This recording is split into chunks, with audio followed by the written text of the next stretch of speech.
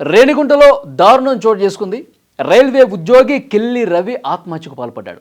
మహిళా సంఘం నాయకురాలు ఉషారాణి వేధింపులు భరించలేకే ఆత్మహత్యకు పాల్పడ్డట్టుగా తెలుస్తోంది.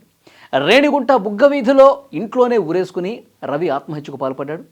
రేణిగుంట సిఆర్ఎస్లో టెక్నీషియన్గా పనిచేస్తున్నాడు రవి. 3 పెళ్లిళ్లు చేసుకుని రైల్వే ఉద్యోగి రవిని కూడా ట్రాప్ చేసింది మహిళా సంఘం ముసుగులో. ఈ ట్రాప్ చేసినట్టుగా తెలుస్తోంది. ఉషారాణి అనేటువంటి మహిళ 3 పెళ్లిళ్ళు చేసుకుని ఇప్పుడు రవిని కూడా మోసం చేసింది, అతన్ని బెదిరించింది. ఉషారాణితో 3 ఏళ్లు సహజీవనం చేశాడు రవి. 3 పెళ్లిళ్ల విషయం తెలుసుకుని వెంటనే జాగ్రత్త పడ్డాడు కూడా. రవి స్వగ్రామం తూర్పుగోదావరి జిల్లా కడియంగా తెలుస్తోంది. రైల్వే సర్వీస్ రికార్డులో ఉషారాణి పేరు నామినీగా పెట్టాలని, ₹1,00,00,000 ఇన్సూరెన్సు పాలసీ నామినీగా పెట్టాలని ఉషారాణి వేధించినట్టుగా ఇన్ఫర్మేషన్ వస్తోంది.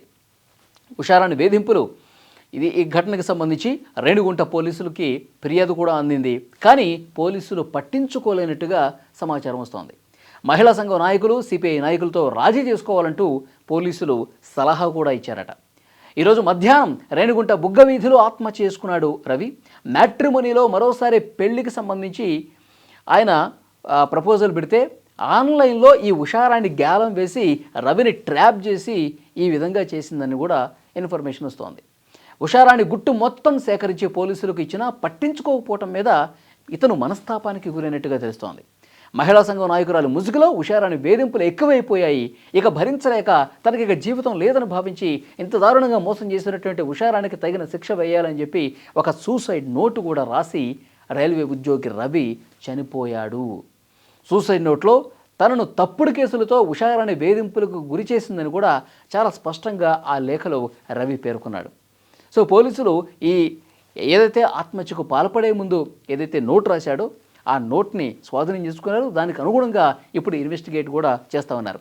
అంటే 3 పెళ్లిళ్ళు చేసుకుని తర్వాత ఏమీ ఎరగనట్టుగా మ్యాట్రిమోనీలో రవితో ప్రేమాయణం సాగించి ఆ తర్వాత సహజీవనం చేసి ఈ విషయాన్ని దాచిపెట్టి ఇంకా నువ్వు నన్ను నామినీగా చేర్చాలి, నీ తర్వాత నీకు సంబంధించినటువంటి ఆస్తులు మొత్తం నాకే రావాలన్నట్టుగా ఒక కుట్రపూరితంగా అతన్ని బెదిరించి భయపెట్టి నానా యాగి చేసినట్టుగా తెలుస్తోంది. సో ఈమె బాధలు భరించలేక పోలీసుల ముందు మొరబెట్టుకున్నా, పోలీసుల దగ్గర కేసు పెట్టినా ఇంకా పోలీసులు రాజీ కుదుర్చుకోండి, మీరు కేసులతో రావద్దని చెప్పి ఉషారానికే వంతపాఠం. మిగతా మహిళా సంఘం నాయకులు, సిపిఐ నాయకులు వీళ్ళు కూడా ఏమాత్రం పట్టించుకోకపోవడంతోనే ఇక పూర్తిగా జీవితం మీద ఆశలు వదిలేసుకొని ఉషారాణి వేధింపులు భరించలేక రైల్వే ఉద్యోగి రవి ఆత్మహత్య చేసుకొని చనిపోయినట్టుగా తెలుస్తోంది. సో పోలీసులు ఎప్పటికైనా రవి కుటుంబానికి న్యాయం జరిగే విధంగా ప్రయత్నం చేస్తారా లేదన్నది కూడా చూడాల్సిన అవసరం కనిపిస్తోంది. ఇప్పుడు ఈ లేఖ ఆధారంగా ఇన్వెస్టిగేషన్ చాలా సీరియస్గానే పోలీసులు మొదలుపెట్టినట్టున్నారు.